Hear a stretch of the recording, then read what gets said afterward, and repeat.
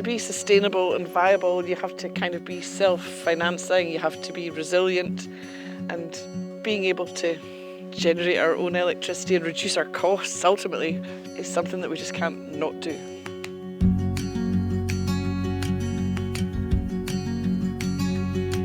Eday, it's a small, very beautiful island, a real mix of heather, green and beautiful beaches.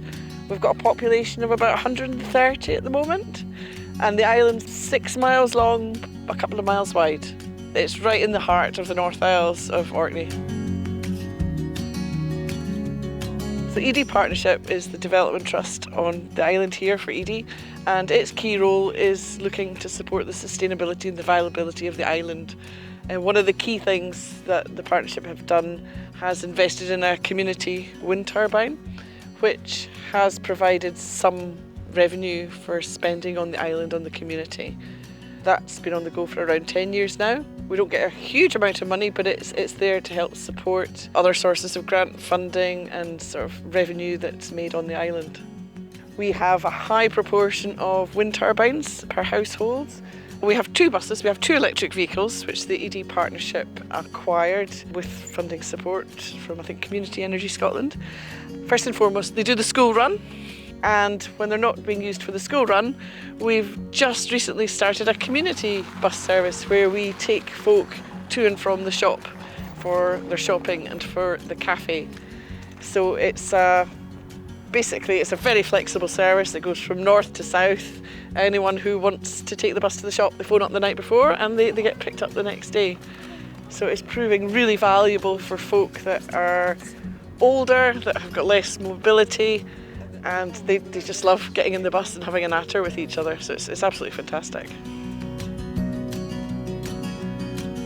Well, basically the shop, it's a community shop, it's a community hub, and it's basically to serve all the islanders with all the needs. It's an important place as well for a lot of people. It's a big social aspect to it as well. We don't just specialise in food, we have a big hardware section, we sell coal, we sell gas, we sell fuel. We sell everything, literally. The partnership's helped out a lot with the shop. There's been a lot of financial help from the partnership, which it needed. It needed a big investment putting into the shop to make it the way it is.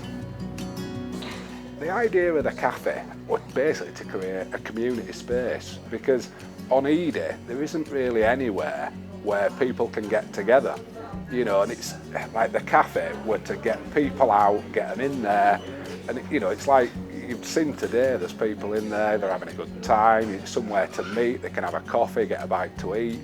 It's an important thing to have on an island. There's got to be a space where people can get together, you know, feel easy in there. Well, the shop's got its own 6 kilowatt wind turbine, so to make best use of that, what we tried to do, well, we got an electric fork truck, because we used to use an old diesel fork truck, so we got an electric fork truck. We got the electric van. The turbine contributes to charging that. We got all like energy efficient fridges, freezers, you know, we put all energy efficient lighting in there just to try to cut down on the electricity usage. We've got a decreasing population of working age and an increasing population of older folk. And there's very limited supply of housing on the island at the moment. So, you know, if we need to recruit a new teacher or a care worker, anybody in fact, there's really not many places where they can come and live here. So the Eday Partnership, the Development Trust, is already implementing a housing strategy. There are 2 brand new 3-bedroom houses currently being constructed at the moment. There's plans to renovate 2 more, and we're also looking at developing a longer term strategy for building more houses over the next 5 to 10 years.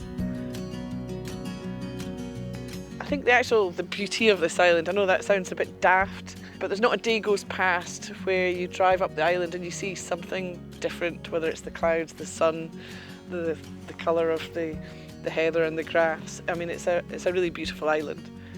And there is a really good community spirit here. It's a nice place to live.